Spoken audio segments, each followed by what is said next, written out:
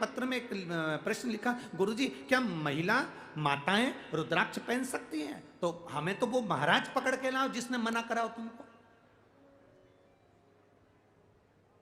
जो तुमको मना कर रहा है कि रुद्राक्ष मत पहनो, बच्चे, बूढ़े, जवान, नारी, पुरुष, सब भगवान शंकर का रुद्राक्ष अगर आपके पास में है, कुबेरेश्वर धाम का रुद्राक्ष है, आपके पास में रुद्राक्ष है, उसको लाल धागे में अपने गले में धारण करो। महाराज शास्त्र कहता है अगर गले में वो एक अपन भगवान को भोग लगाते हैं तो भोजन की थाली में क्या डालते हैं? जम के बोलो। तुलसी। तुलसी क्यों डालते हैं? भगवान उसको स्वीकार करता है। बिना तुलसी के तो भगवान भोजन भी नहीं करता, भोजन भी ग्रहण नहीं करता।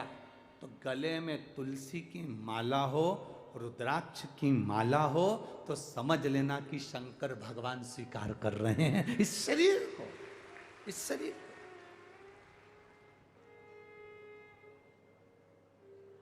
क्या मिलेगा रुद्राक्ष पहनने से? क्या प्राप्त होगा रुद्राक्ष पहनने से? जो पहनते हैं उनको मालूम होगा क्या मिलेगा। मिलने की तो जाने दो। अंत समय प्रभु वचन दिया,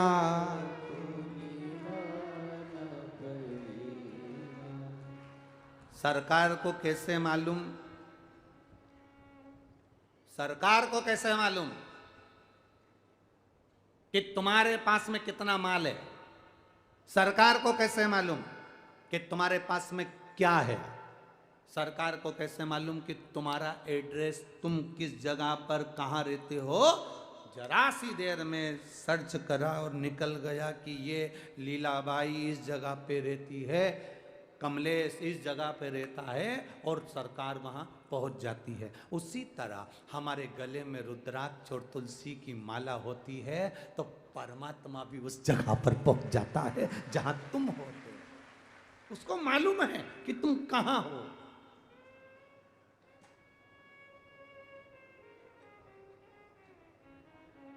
उसको मालूम है।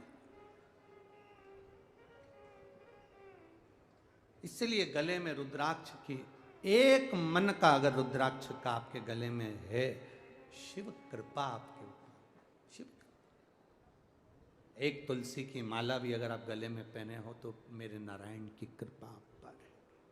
धारण करो। और मुख में हो राम नाम, राम सेवा हाथ में, तू अकेला नाही प्यारे राम तेरे साथ में।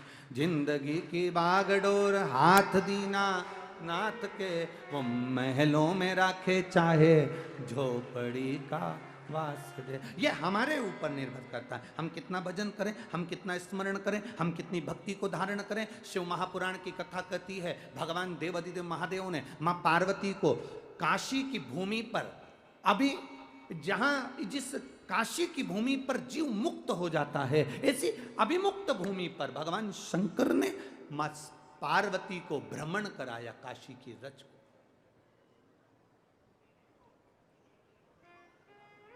काशी की रज को भ्रमण करा रहे महादेव।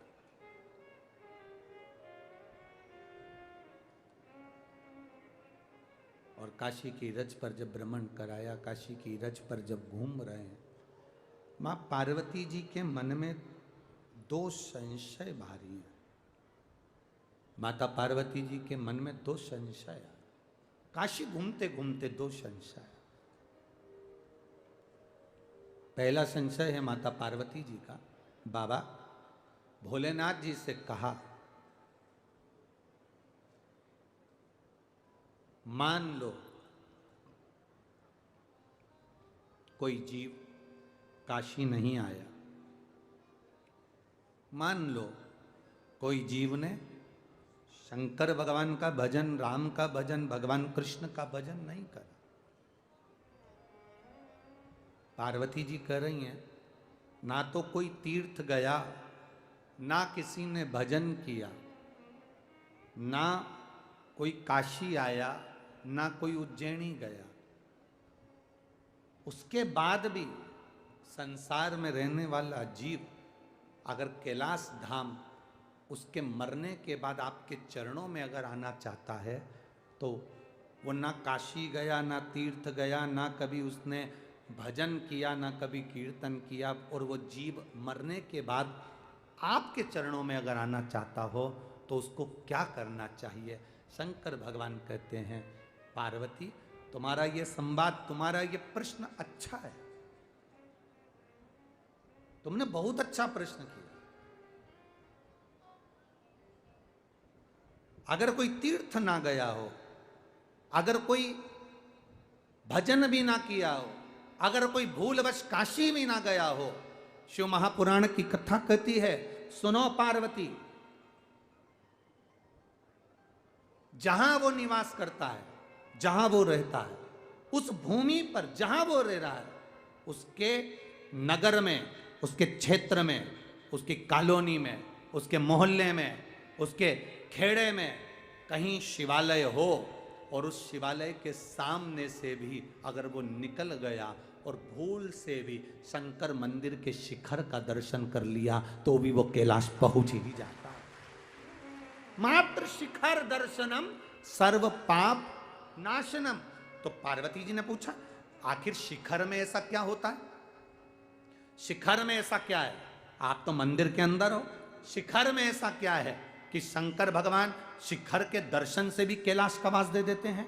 शिखर में ऐसा क्या है? तो भगवान शंकर ने कहा, पार्वती दुनिया के लोग नहीं जान सकते, ये संपूर्ण ब्रह्मांड जब जल में डूब जाता है, सारा संसार जब समाप्त हो जाता है, केवल एक पानी का बुलबुला और उस बुलबुले पर केवल एक बिंदु रह जाता है, वो बिंदु ही शिव कहलाता है, और उस बिंदु से ही फिर वापिस सृष्टि का निराकरण होता है। ये ब्रह्म कुमारी आश्रम के अंतर्गत आप कभी जाएं तो वो दीदियां आपको बताएंगी, ब्रह्म कुमारी आश्रम के अंतर्गत वो बहनें बताएंगी कि एक बिंदु से सारा संसार है। वो बिंदु कौन? वो बिंदु है मेरा देव अधिदेव महादेव, वो बिंदु है मेरा शिव, उससे सारा संसार फैला हुआ है, सारा संसार।